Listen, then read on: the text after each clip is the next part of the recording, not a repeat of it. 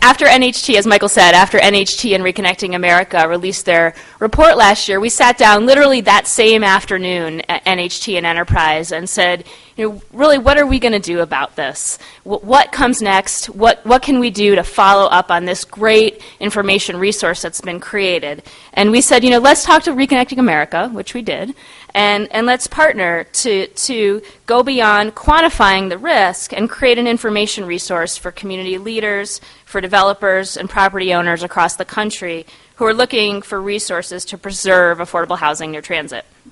So that's what we did. We have a report. We went out and studied 4 cities that we're going to talk with you about today, one of which is Denver, the other 3 of which are Atlanta, Seattle, and D.C., and we know we've got folks in the room from all 3 of those cities as well, and really appreciate you being here. We, in each city that we went to, identified 3 affordable housing developments that were different kinds of preservation opportunities, some that were upcoming opportunities, some of which are deals that have already been preserved, but presented very different case studies of affordable housing near transit. We examined their approaches and highlighted the effective policies that we could see really bubbling up from the deals. A lot of us who spent time on this work are really more deal-oriented than we are policy-oriented. So the key findings from our report. So number 1, this is not news to anyone in the room, but the economic downturn has drastically reduced affordable housing resources, especially through the tax credit program. So what we found as we were out there was that developers are using very resourceful tools. In some communities they're using NSP, in other communities they're using weatherization programs made possible through ARA and other resources. And really that there are still very, very few resources across the spectrum from acquisition to permanent that are specifically allocated to TOD. People are really still piecing it together to make TOD happen.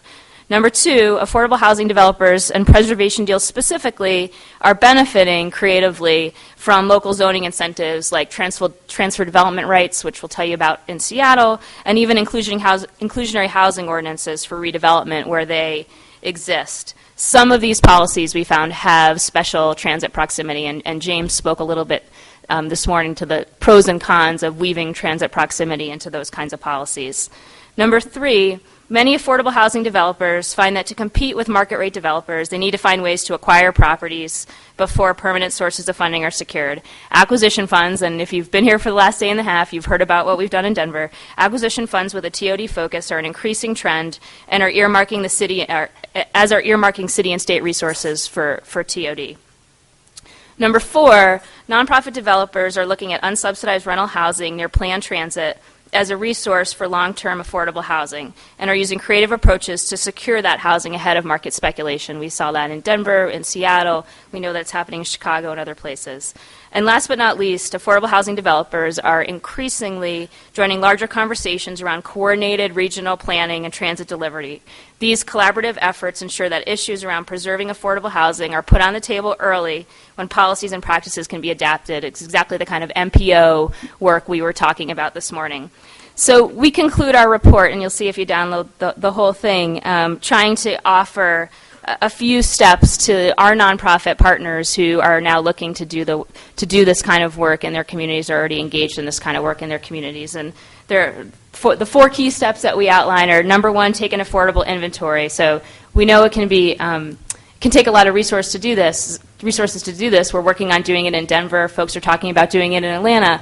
But really figure out what is available along your transit corridors. So not just affordable stock, what is going on in terms of non-subsidized stock as well, and work with your city and work with your intermediaries and work with your foundations to figure out what is really there and then strategize about what you want to go after. So once you know you want to go after, you obviously need acquisition resources. If you're in a city that has targeted acquisition resources, that's great. And if not, figure out who you can partner with and how you can creatively leverage funds, either on a fund level basis or on a deal by deal basis, in order to acquire the sorts of properties that you want to preserve to move forward.